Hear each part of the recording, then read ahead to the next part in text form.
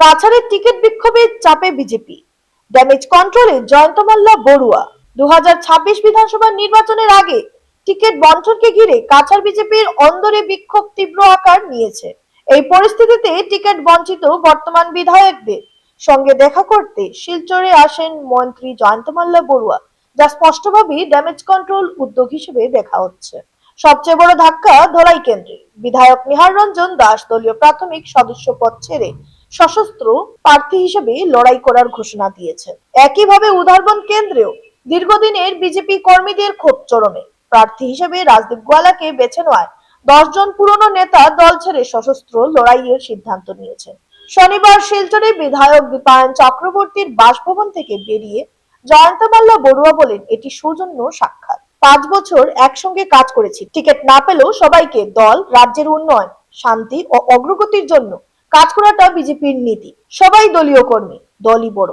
তবে মাটির বাস্তবতা ভিন্ন ছবি তুলে ধরেছে। শিলচর সহ একাধিক কেন্দ্রে প্রার্থী নির্বাচন নিয়ে জনমনে অসন্তোষ রয়েছে। বিশেষ করে শিলচর কেন্দ্রে প্রার্থী হিসেবে রাজদীপ রয়কে নিয়ে প্রশ্ন উঠছে। বিভিন্ন সামাজিক মাধ্যমে তার সাংসদ থাকাকালীন নিষ্ক্রিয়তা নিয়ে সমালোচনা বাড়ছে। স্থানীয়দের একাংশের অভিযোগ, সাংসদ হিসেবে তিনি শিলচর ও জেলার সমস্যা নিয়ে প্রত্যাশিত ভূমিকা নেননি, অথচ এবার বিধানসভায় প্রার্থী করা হয়েছে তাকেই। এই প্রসঙ্গে জয়ন্ত মাল্লা বড়ুয়া অবশ্যই মুখ্যমন্ত্রী হেমন্ত বিশ্ব শর্মার নেতৃত্বের উপর ভরসা রাখার বার্তা দেন। তার কথায় শুরুতেই কিছু কষ্ট ও অসন্তোষ থাকতে পারে, কিন্তু সময়ের সঙ্গে সবাই একসঙ্গে বিজেপির জন্য কাজ করবে।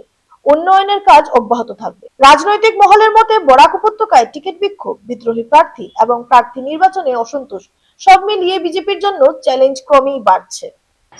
বৰাক ভেলীৰ তিনিগৰাকীকৈ বিধায়কক এইবাৰ প্ৰাৰ্থিত্ব দিব পৰা নাই আৰু একেলগে বহুদিন ধৰি বিধায়ক হিচাপে কাম কৰিছোঁ। গতিকে মুখ্যমন্ত্ৰী ডাঙৰীয়াৰ নিৰ্দেশ অনুযায়ী তিনিওগৰাকী বিধায়কক মই লগ পাবলৈ আহিছিলোঁ। অলপ আগতে নিহাৰ ৰঞ্জন দাসক লগ পাই আহিছোঁ। এতিয়া আমি দীপায়ন চক্ৰৱৰ্তীক লগ পালোঁ আৰু আমাৰ মিহিৰকান্তি সোম ডাঙৰীয়াকো লগ পাম। তিনিওগৰাকী বিধায়কক লগ হৈ তেওঁলোকৰ দলটোত একেলগে কাম কৰাৰ কাৰণে আহ্বান জনাইছোঁ আৰু অতি আনন্দিত হৈছোঁ যে প্ৰত্যেকগৰাকী বিধায়কে দলৰ হৈ কাম কৰিবৰ কাৰণে সুন্দৰভাৱে আগন্তুক নিৰ্বাচনত আটাইকেইটা চিট জিকাবৰ কাৰণে তেখেতসকলে নিজৰ মন বান্ধি লৈছে, সুন্দৰভাৱে কাম কৰিবৰ কাৰণে ৰেডি হৈছে।